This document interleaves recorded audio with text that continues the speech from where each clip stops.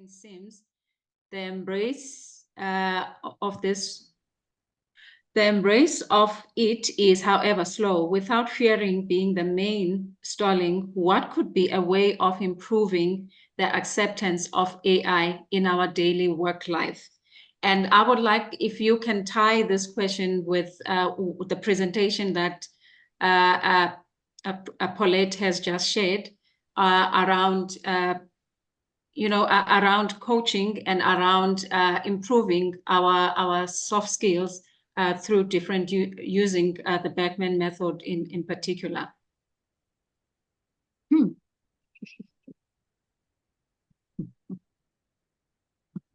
So the question is, what could be a way of improving acceptance of AI in our daily life? And maybe for you, Paulette, within the context of coaching and also within the context of our soft skills, how can we adapt AI in our work life? I'll let Rohan go first so I can think. Okay. So for me, it's thank you, Wendy, for the question. And for me, it's start adapting slowly. If there is a fearful, if the technically we are little bit not very technical savvy, then start using for one application. Start identifying. I always start with this. Like I start identifying the areas which is very boring for me, which is very tiring, which is very cumbersome for me on a day-to-day transactional basis. And I try to find out what applications I can use to replace that effort, right? So rather than going full-fledged AI into our application, start identifying those small chunks, small areas in our daily life, which we do it on a regular basis. It is boring, it is lengthy, but we still have to do it. Is there a way I can replace that? Like, for example, content creations or something that research we do it, it says that's something, emails we do it, a lot of tasks we do it on a regular basis. Can I start incorporating on that? Because that will help me start getting more adapted to AI, not only adapted to the moment I start using the AI, I will start exploring more areas will open. Okay. So start with one or two applications. Okay. Crafting a good emails, like creating a good content, or start putting yourself in now, a lot of people procrastinate on a social media, not putting content on a social media just because they feel that they are not good with writing, or it's too boring, or I don't have time. This enables you to start creating a content and put on a social media, start creating your presence, start building your personal brand with that. That will at least enable you to start it. Every one of us, every one of us feels like they want to talk about a lot of stuff. Like, for example, I'm into design thinking since last so many years. And I always feel like, oh, I want to create I want to talk about different applications. I wanted to talk about design thinking, different ways of tools and a lot of stories. And I want to put on a social media. But at the end of the day, I avoid because I just don't have time and I keep procrastinating. This enables me to put those content there. Okay. So start building that. This is how you start enabling. The more you start doing it, the more confident you build it. Keep adding new things, keep automating your process, explore new stuff, research new stuff, and slowly you will start getting a hang of it. And then all starts again. If crux of everything, it's all start with the identifying the challenges within your day-to-day life.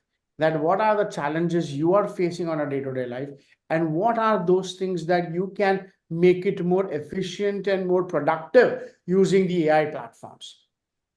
Okay. What transactional elements or the things that you can eliminate using the AI.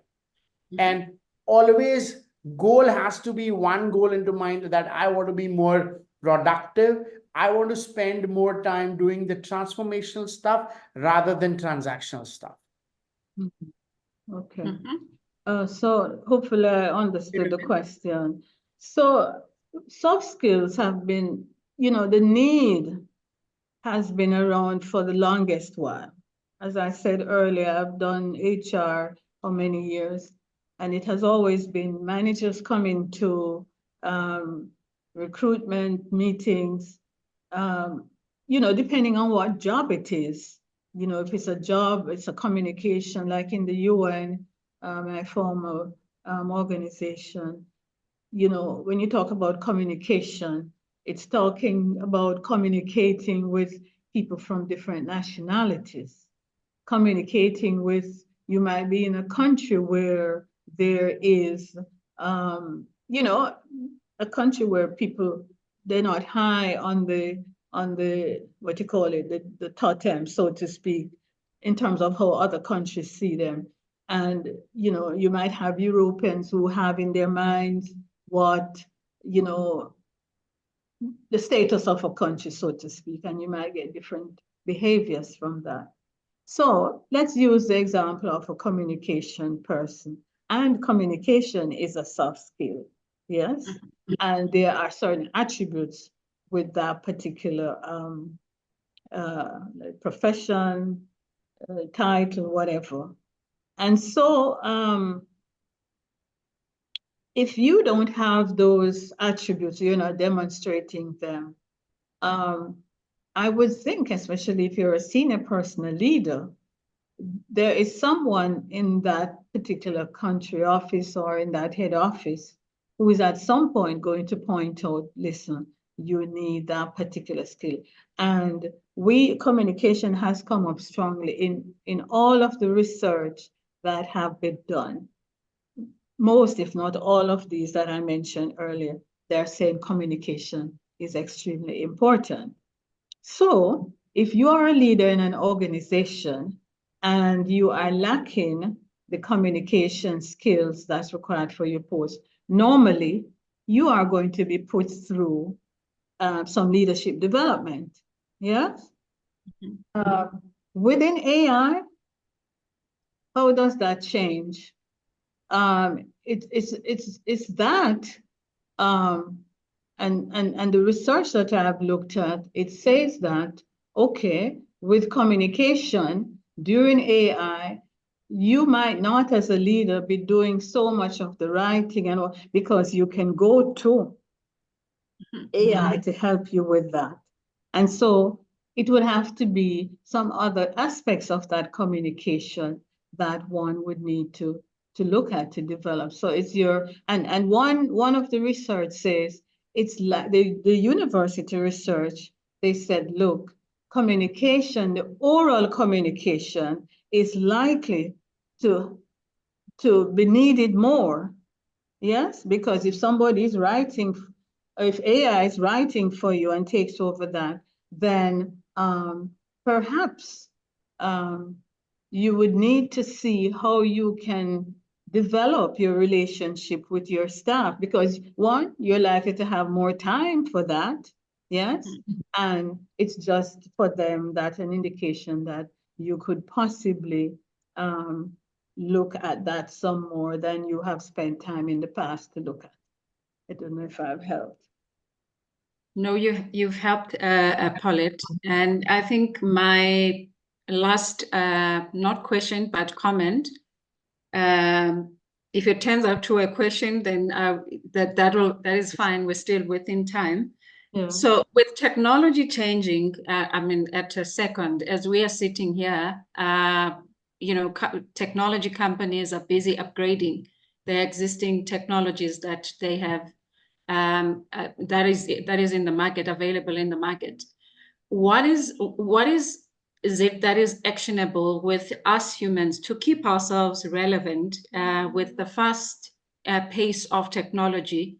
What is it that we can do right now, today, that will help us to keep ourselves relevant within a fast-paced technological world, and that a lot of people are looking at it as it's there to take up their jobs? So what are some of the actionable things that I can do as Wendy, as we leave this meeting, that can help me to build on my soft skills and create and make myself relevant with the times. I'm sure Rohan would have something to contribute, but I did mention a few things. I talked about relearning. We talked about continuous learning. And again, a lot of these that have been mentioned today, we've been talking about them. They have been in the discourse for some time, but it's just that we are refocusing around AI. So if you are in an environment where things are changing, the approach to work is changing, the emphasis is on certain things as against other, and that has happened in terms of our evolution of work. You know, when we started, I remember when I was you recall we took out the slide where I was talking about where people are in the early beginning of time were hunting and gathering. It required a different skill set, right, than we require today. And Rohan took us through that today. So the point is, if you are in a transformative environment and things are changing, then don't just sit and say, well, it's going to pass me by. There are different things that you can do. You can enroll yourself in courses. There are some organizations, they are proactive about that. They initiate. So they say, okay, we have a mentorship program where somebody, for leadership, for example, the person could be trained with someone else to, a positive leader in the organization, or even in another organization, somebody who has a very good reputation and has done positive results with his or her team. You twin, that's one. There are materials you can go online. There is so much that we don't have the time to even to attempt to look at all of them. And so I would suggest some of that. We talk about the coaching, there are organizations that actually give staff subventions, once they have earmarked them for leadership. And I find, again, I use the UN as an example because I spent most of my life there. I know recently because I do some pro bono work with one humanitarian organization where they offer coaches. And what I've learned is that while I was in that organization, you had to be at a certain level to be provided with a coaching subvention. They have drilled down now to very, very junior staff, and there's a recognition. Look, it's not only the leader who needs to be developed. We need to start developing staff from early and then looking at some of the challenges that they have or just identifying their strengths and building on it. So it's a whole plethora of things that one could do instead of just allowing things to pass by. And within the AI, it is understanding, what is it what's the direction in which the organization is going?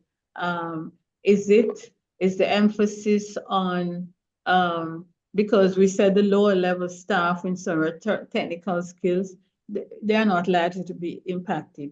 But if you're more senior and a leader in terms of what you do. So the idea is to also look at what the organization is doing and not just doing anything because then your interest is important, but trying to see what do I like to do? Where are they going? And we can talk about the